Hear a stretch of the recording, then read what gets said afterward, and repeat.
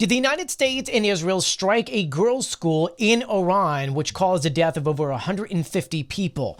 That's the question you guys have, and well, this is everything we actually know so far. During the first wave of the Israeli-US strikes in Iran, a girls' school in the town of Minab was reportedly struck by a missile around 10:45 local time. This timing matters because it is Saturday and it's the first day of the school week for kids.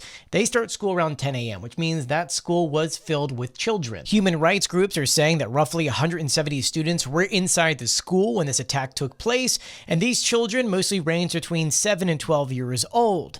And at this very moment, they're reporting that at least 153 people died in said attack. This is where things start to get a little complicated. For starters, we don't really have a verification yet on the actual confirmed deaths of 153 plus. It's also, we're kind of in that weird fog of war state in which there are a few things that could have happened here. For starters, we do know that the IRGC had a base about 600 meters away in which the United States and Israel were targeting. So it could be A, the United States got it wrong and struck the wrong building. It could also be B, the missile was actually struck out of the sky and the debris came down and then hit the building. It also could be Iran firing missiles to try to hit the target, and we know that Iran has had some faulty missiles and may have mistakenly struck their own building.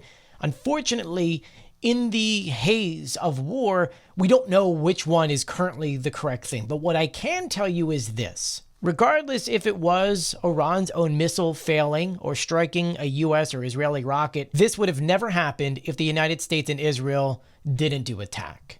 Which means that, unfortunately, whatever happens here comes back to be true, it was the fault of the United States and Israel that this school was hit. And this is something that we can all agree with when it comes to covering other wars. Obviously, we've been covering Ukraine for over 4 years now, and in that time, we do know there are casualties of war when it comes to this.